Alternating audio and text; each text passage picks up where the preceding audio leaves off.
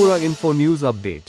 আসন্ন এডিসি নির্বাচনকে সামনে রেখে আগরতলা প্রেস ক্লাবে আইপিএফটি দলের পক্ষ থেকে এক গুরুত্বপূর্ণ বৈঠকের আয়োজন করা হয়। এই বৈঠকে উপস্থিত ছিলেন মন্ত্রী শুক্লাচরণ নোয়াতিয়া, আইপিএফটির সাধারণ সম্পাদক স্বপন দেববর্মা, বিধায়ক ফিলিপ কুমার রিয়াং সহ অন্যান্যরা। আপনারাও জানেন সামনে এডিসি ইলেকশন আছে, সাধারণ নির্বাচন। তো এটা নিয়ে প্রস্তুতিমূলক হিসাবে আজকে আমাদের আইপিএফটি দলের সিইসি মানে কেন্দ্রীয় কার্যকরী যে কমিটি, এই কমিটির সদস্য, পাশাপাশি আমাদের যে ডিভিশনের প্রেসিডেন্ট, সেক্রেটারি সহ আজকে আমরা বৈঠকে বসেছি। তো আগামীতে যে এই ইলেকশনে কিভাবে প্রস্তুতি নেবে সেই রকম মোতাবেক আমাদের যে মেসেজ আমরা তাদেরকে দিয়ে দিয়েছি। এটাই আপনারা এডিসিতে কি আপনারা একা লড়াই করবেন নাকি বিজেপির সাথে?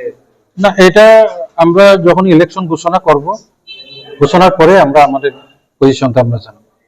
ঠিক আছে, এখনো কি প্রার্থী তালিকা নাম আমাদের সব চূড়ান্ত, আমরা তৈরি আছি, রেডি।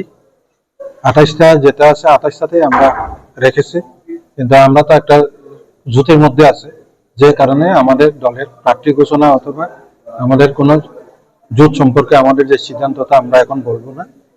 তো ইলেকশন ঘোষণার পরে আমরা পরবর্তী সময়ে প্রেস মিটের মাধ্যমে আমরা আমাদের বক্তব্যটা জানাবো।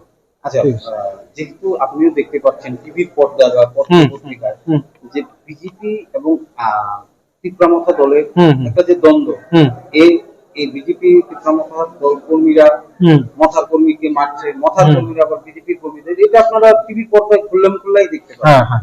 এই যে দ্বন্দ্বটা আবার শরিক দল, কিভাবে দেখছেন?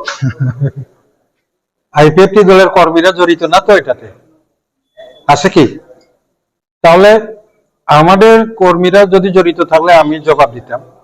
এটা যেহেতু মঠার ব্যাপার, বিজেপি তাদের ব্যাপার, আপনারা তাদেরকে প্রশ্ন করেন। এই বিষয়ে আমরা মন্তব্য করব না। ঠিক আছে, তবে দল কতটা প্রস্তুত রয়েছে? দল চূড়ান্ত প্রস্তুত, আমাদের সব প্রস্তুত চূড়ান্ত। শুধু আমরা নির্বাচনের যে দিনক্ষণ ঘোষণার অপেক্ষায় আছে। ঠিক আছে, ধন্যবাদ। Subscribe to Tripura Info and press the bell icon so that you never miss any latest updates and news on Tripura.